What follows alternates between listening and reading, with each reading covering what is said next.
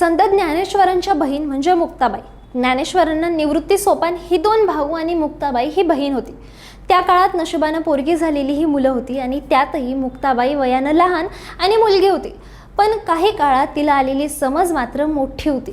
ज्ञानेश्वर आणि मुक्ताबाईचं बहीण भावाचं नातं सुंदर होतंच, पण त्याहीपेक्षा त्यांचं नातं हे वैचारिकदृष्ट्या समृद्ध होतं. एका प्रसंगात त्यांनी चक्क ज्ञानेश्वरांना समज दिली होती. त्यांच्यासाठी काही अभंगही म्हटले. या समंजस बहिणीनं भावाचे डोळे उघडले आणि त्याची एक प्रकारे कानउघडणी केली आणि तू संत आहेस याची पहिली जाणीव ज्ञानेश्वरांना मुक्ताबाईंनीच करून दिली. काय होती ती गोष्ट? लहान मुक्ताबाई ही ज्ञानेश्वरांची काही प्रसंगामध्ये गुरु कशी झाली? तटीचे अभंग असं म्हणल्या जाणाऱ्या या अभंगाचं नेमकं काय महत्त्व आहे? ज्ञानेश्वरांची कधी आई, कधी गुरु, तर कधी सहकारी होणारी ही मुक्ताई कशी होती? कसं होतं या बहीण भावाचं रक्ताच्या पलीकडचं नातं? हे सगळं जाणून घेणार आहोत आजच्या या व्हिडिओमध्ये. नमस्कार, मी श्रुती पाटील आणि तुम्ही पाहतायत लगावबत्ती. गोष्ट आहे 13व्या शतकाच्या शेवटच्या काळातील. आईवडिलांविना पोरकी झालेली 4 मुलं तेव्हा आळंदीमध्ये राहत होती. निवृत्ती, ज्ञानेश्वर, सोपान आणि मुक्ताबाई. निवृत्ती हे काही काळ त्यांच्या सोबत नव्हते आणि एक प्रकारे दैवी योगानं त्यांना भेटलेल्या नाथपंतांच्या गहिनीनाथांकडून विद्या घेत होते. ही भावंड भिक्षा मागून खात, पण त्यांना कुणी भिक्षा देत नव्हतं किंवा भिक्षा द्यायला टाळाटाळ करायचं. आणि त्याला कारण होतं या भावंडांचा इतिहास. संन्यास घेऊन पुन्हा प्रपंचात आलेल्या विठ्ठलपंत कुलकर्णींची ही मुलं असल्यानं समाजानं त्यांना वाईट टाकलं होतं. एक दिवस झालं असं की ज्ञानेश्वर हे भिक्षा मागायला गेले, पण त्या दिवशी कुणीही त्यांना भिक्षा दिली नाही किंवा वेडवाकडं बोललं. त्यामुळे ज्ञानेश्वरांना राग आला आणि ते आपल्या झोपडीत आले आणि दाराची कडी म्हणजे ताटी लावून आत बसले.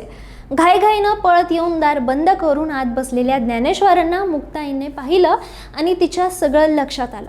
मग तिनं त्यांची समजूत काढली. मुक्ताबाईंनी ज्ञानेश्वरांची समजूत काढण्यासाठी जे यावेळी सांगितलं त्याला ताटीचे अभंग म्हणतात. हे अभंग बरेच आहेत आणि त्यातून लहान मुक्ताईची समज आणि प्रगल्भता लक्षात येते. तिनं त्यात म्हटलंय की ज्याला संत किंवा मोठं व्हायचं आहे त्याने आधी लोकांची निंदा नालस्ती सहन केली पाहिजे. संत हे काही बाकीच्या लोकांसारखे व्यवहारिक नसतात. कुणी काही बोललं की आपला अहंकार दुखावतो, पण हा अहंकारच मुळातून काढून टाकला तर आपल्याला कसल्याही बोलण्याचा काहीही त्रास होणार नाही. या अभंगात ज्ञानेश्वरांना त्या आदिनाथांपासून गहिनीनाथांकडे आणि त्यांच्याकडून निवृत्ती ज्ञानदेवांकडे आलेल्या नाथ संप्रदायाची आठवण करून देतात. घराण्याचं मोठेपण, योगीपण त्यांचं स्मरण करून देतात आणि जो जणांचा अपराध सहन करतो तो योगी असं सांगतात. अवघं जग जरी आपल्यावर रागावलं तरी पाण्यासारखं थंडपण घेऊन या क्रोधाला शांत करायचं असतं असं त्या सांगतात. आणि संत माणसाला पाण्याची उपमा देत योगी पावन मनाचा, साहे अपराधजनांचा असं म्हणत एक मोठी शिकवण त्या ज्ञानेश्वरांना देतात. खरं तर हा एकूण 42 अभंगांचा संग्रह आहे. याला तटीचे अभंग म्हटलं जातं. याचं विशेष म्हणजे मुक्ताई या संत म्हणजे काय हे सांगतात. ज्ञानेश्वरांना उपदेश करतात, त्यांचा राग शांत करतात आणि ज्ञानेश्वरांना संत संबोधतात. ज्ञानेश्वरांना संत कुणी पहिल्यांदा म्हटलं असेल तर तो मान मुक्ताईंकडे जातो. त्यामुळे आपल्याला या लहान भावात नेमकं काय वेगळं आहे हे ओळखणारी ही समजदार बहीण म्हणावी लागेल. त्याची पारख करणारी एक मोठी व्यक्तीही तिला म्हणता येईल. दुसरं असं की ज्ञानेश्वर आणि मुक्ताई यांचे गुरु होते निवृत्तीनाथ. त्यामुळे ज्ञानेश्वर आणि मुक्ताई हे रक्ताच्या बहीण भावाच्या पलीकडचे गुरुबंधूही होते. मात्र तटीचे अभंग आणि एकंदर प्रसंग पाहिला तर असं दिसतं की मुक्ताई ज्ञानेश्वरांना शिकवते, धडे देते किंवा समज देते. त्यामुळे पुढे एक मोठा संत म्हणून लौकिक मिळवलेले ज्ञानेश्वर जेव्हा चुकले होते तेव्हा त्यांच्या लहान बहिणीनं त्यांना समज दिली होती आणि त्यातून ते शिकून पुढे गेले असं म्हणावं लागेल. म्हणजेच लहान बहिणीनं भावाला दिलेली समज किंवा प्रसंगी केलेली कान उघडणी हेही त्या दोघांच्या बहीण भावाच्या नात्याचं वेगळंपण ठरतं. आणखीन एक महत्त्वाची गोष्ट अशी की एका अर्थी पाहिलं तर काळानुसार ज्ञानेश्वरांच्या साहित्याआधी म्हणजेच त्यांनी काही लिहिण्याच्या आधी मुक्ताईचे अभंग येतात. त्यामुळे संत साहित्यात पाहिलं तर मुक्ताई त्यांच्या आधी येते. त्यामुळे वयानं लहान असणाऱ्या या बहिणीचं हे एक वेगळं मोठेपण ठरतं. मुक्ताईने त्या काळाच्या महाराष्ट्रात एक ज्येष्ठ आणि श्रेष्ठ असणाऱ्या योगी चांगदेवांचा अहंकार असाच दूर केला होता.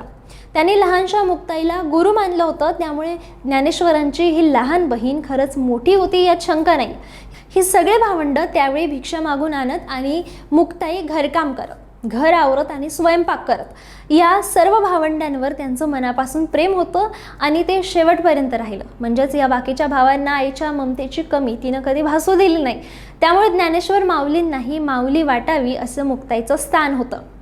ज्ञानेश्वर माऊली आणि मुक्ताई हे बऱ्याचदा आध्यात्मिक चर्चा करत. त्यात मुक्ताईला पडणाऱ्या आध्यात्मिक शंका ती ज्ञानदेवांना विचारत असे आणि ज्ञानेश्वर माऊली सहजतेने त्याचे निरसन करून तिला मार्ग दाखवत असत.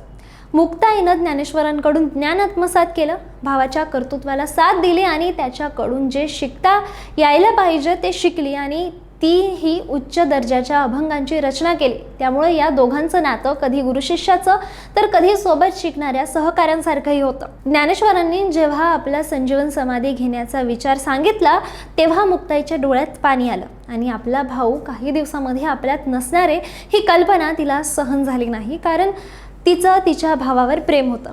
भावाच्या समाधीनंतर ती सुद्धा जग सोडून गेली, पण आजही मुक्ताई आणि ज्ञानेश्वरांच्या बहीण भावाचं नातं केवळ महाराष्ट्रासाठी नाही तर जगासाठी प्रेरणादायी आहे. कारण ते नुसतं रक्ताचं नाही, त्यात माया आहे, ममता आहे, त्याशिवाय एक मार्गदर्शक आहे, गुरुशिष्य पण आहे आणि आईपणही आहे. त्यामुळे रक्षाबंधनसारख्या सणाच्या पार्श्वभूमीवर या मुक्ताबाई आणि ज्ञानेश्वरांचं तसंच त्यांच्या नात्याचं स्मरण करायला हवं, यात मात्र शंका नाही. बाकी तुम्हाला ही माहिती कशी वाटली आम्हाला कमेंटमध्ये नक्की सांगा आणि अशाच माहितीसाठी पाहत राहा लगाव बत्ती.